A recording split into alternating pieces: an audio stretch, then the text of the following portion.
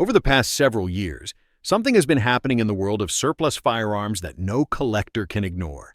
The easy days of surplus rifles, when shows and shops overflowed with crates of Mosin-Nagants or Mauser K98s, have faded into memory. They were affordable. They were everywhere. And many assumed they always would be. Fast forward to today, and the landscape looks very different. These rifles haven't disappeared, but they surface less often. And when they do, collectors move fast. Prices that once seemed unthinkable are now the going rate, and the casual buyer who hesitates often walks away empty-handed. This shift isn't just about dollars. It's about how history moves from being common and accessible to becoming scarce and guarded. If you care about firearms, collecting, or the stories locked in wood and steel, this is a change worth understanding.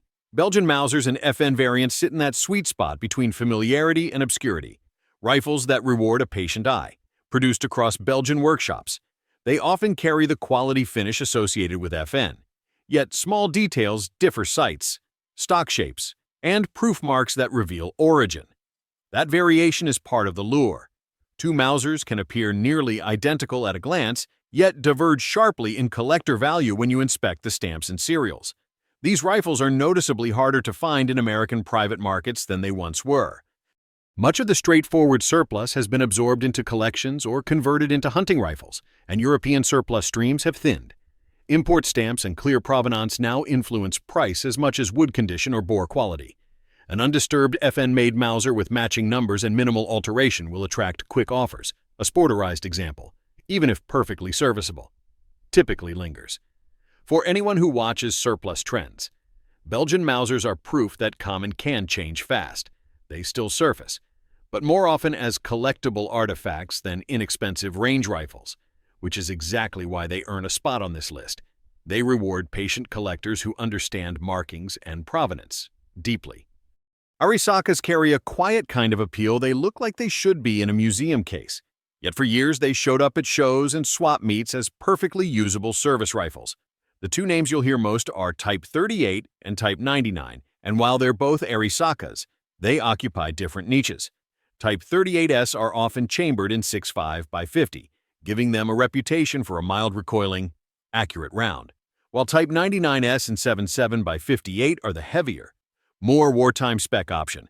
Collectors prize good condition examples for their history, original furniture, sometimes surviving monopods or maker stamps, and the subtle regional marks that tell a story beyond the serial number. Why they belong on a list of wanted but scarce rifles in 2025 is multifold. First, genuine, well-preserved Arisakas aren't turning up like they once did. Many were sporterized, rebuilt, or otherwise modified for hunting after the war. Second, the best condition examples. Matching numbers, unaltered stocks, intact stamps are often kept by collectors who value authenticity over shooting. Third, certain variants and early production examples are genuinely rare in the US, making appearances notable, and when they do surface. Quickly claimed, if you love the idea of a rifle that carries both craftsmanship and narrative weight, an Arisaka is one of those finds that rewards patience and a careful eye. If you're the sword who listens for the little details stamped into the metal, you'll understand why. If there's one rifle that defined 2 world wars for Britain and its allies, it's the Enfield. Known for its smooth action and 10-round magazine, the short magazine Lee-Enfield SMLE and the later number 4s. 4 Mach 1 were famous for rapid, accurate fire in trained hands. Old footage of British troops working their bolts at speed still amazes shooters today, and that heritage alone makes the Enfield line stand out in any collection. For a long time, surplus Enfields were widely available in the United States. They came in by the boatload, often priced within reach of nearly anyone. Many were used as hunting rifles, often cut down or altered, and for decades they were every man's rifle. Today, however, the story has shifted. Quality examples with matching parts, original furniture, and crisp bores are thinning out. The rougher, sporterized versions remain. But pristine rifles are moving from shooter grade into collector territory. Prices haven't exploded quite as dramatically as the German K98, but they are steadily climbing. Collectors value unaltered Enfields, especially those with wartime markings intact. What was once a common surplus rifle has become a sought-after piece of history. and finding one that hasn't been tinkered with is increasingly the challenge. The Vetterli doesn't just look old. It feels like you're holding a time capsule from another era. Designed in the late 19th century, these rifles once armed Swiss and Italian forces, bridging the gap between single-shot black powder guns and the bolt-action repeaters that came later. Their quirky designs, tubular magazines, and stout wooden stocks make them instantly recognizable to collectors who enjoy the unusual. For years, Vetterli popped up in surplus bins, often at prices that seemed laughable for such historic pieces. Many of those rifles ended up hanging on walls or tucked away in closets because, while they looked the part, they were chambered for calibers that became obsolete long ago. Without readily available ammunition, the Vetterli became more of a conversation starter than a regular range companion. That hasn't stopped them from gaining traction among enthusiasts who prize history over practicality. Today, spotting a Vetterli on the market is far less common.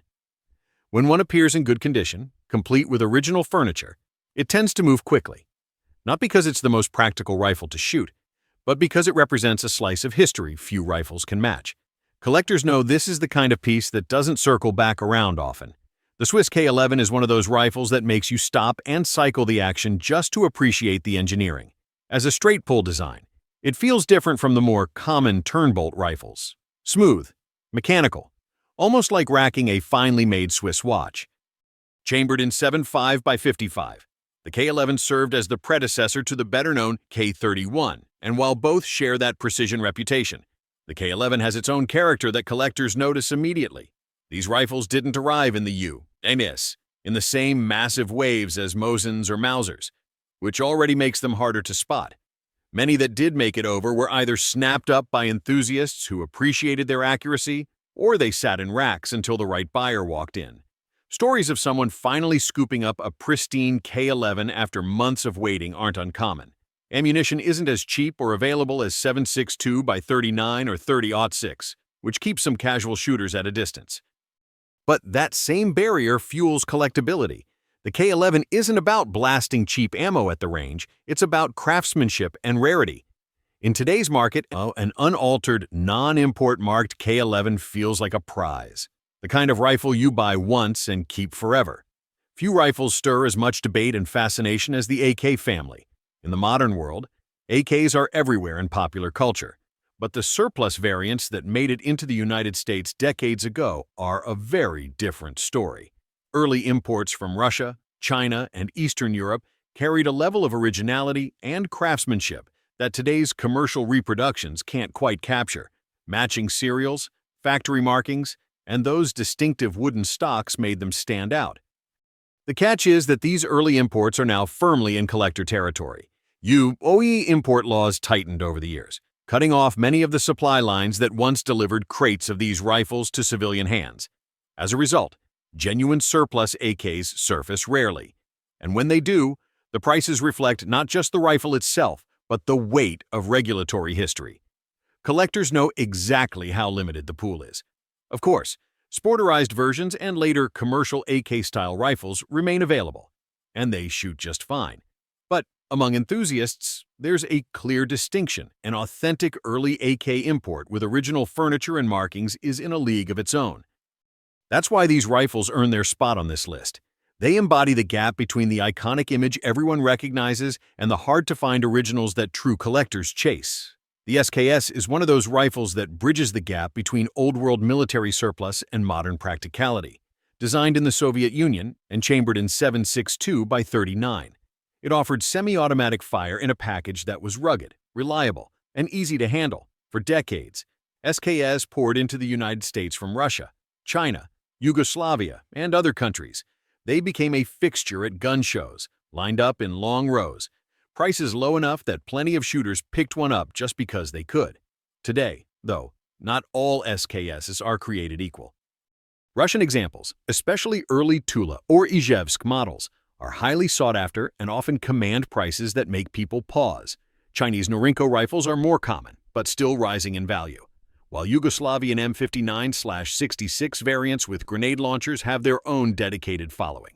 Collectors especially prize rifles with matching numbers, original stocks, and intact bayonets. Since so many were modified over the years, Ammo availability in 7.62 by 39 has helped keep the SKS practical. But it's the authenticity factor that drives collector demand. An untouched Russian SKS in good condition is not something you stumble across every day anymore. The rifle that once seemed endlessly common now sparks excitement whenever a clean example surfaces. And that shift says everything about how far the SKS has traveled from surplus bargain to coveted classic. Few surplus rifles inspire the same instant recognition as the Mauser K98K, issued widely to German forces during World War II. It earned a reputation for accuracy, reliability, and craftsmanship that still carries weight with collectors today. Holding one isn't just handling a firearm. It's touching a piece of history that shaped the mid-20th century battlefield. For a long time, K98s came into the US through surplus import programs, and while they were never quite as cheap as Mosins, they were still attainable. Some collectors remember seeing them for under $100, stacked in rows at gun shows. Those days are long gone. Today, unaltered K98s with matching parts, original furniture, and crisp markings command steep prices, often higher than most Enfields or SKS. The rifles that remain on the market are often sporterized hunting conversions, missing original stocks or hardware. That scarcity and transformation are exactly what drive the K98's place on this list. Pristine examples are fiercely guarded, and when they appear, they don't linger. Collectors pay premiums not only for condition but also for provenance, wartime markings, bring-back papers, or unique factory codes. The K98 is more than a rifle, it's a benchmark piece.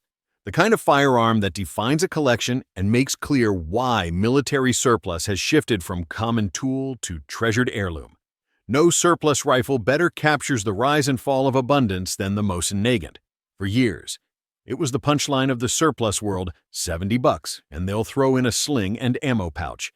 Crates of 9130 SS seemed endless in the 1990s and early 2000s. Stacked high at shows and shops, collectors and casual shooters alike picked them up by the armload. Not because they were rare, but because they were cheap, rugged, and carried the weight of Russian and Soviet history. Fast forward to today, and the Mosin story reads very differently.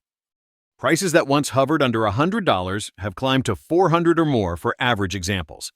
The rarest or best preserved rifles, especially snipers or uncommon arsenal marks, go much higher. What happened is simple. The crates finally emptied, and the supply that once seemed endless was, in fact, finite. Plenty of Mosins still exist, but many have been altered or worn. Original condition rifles with matching parts and sharp bores now attract fierce competition. The joke about them being everywhere no longer fits. Instead, the Mosin has become the poster child for how quickly surplus rifles shift from bargain bin to coveted collectible, and why enthusiasts look back on those cheap days with both nostalgia and disbelief. And there you have it, 9 rifles that once seemed plentiful and ordinary, now transformed into pieces collectors chase with real passion. From the rugged Mosin to the finely made Swiss K11, each rifle tells its own story of history, scarcity, and the way value changes over time. If you've been in the surplus world for a while, maybe you remember those bargain days. If you're newer, you're stepping into a market where patience and knowledge matter more than ever. Either way, it's clear that these rifles aren't just old guns, they're reminders of how quickly history moves from common to rare. Thanks for spending this time with me, and for sharing in the fascination of surplus rifles. If you enjoyed the list, drop a like, leave a comment, and share your own experiences. Until next time, take care, and I'll see you in the next video.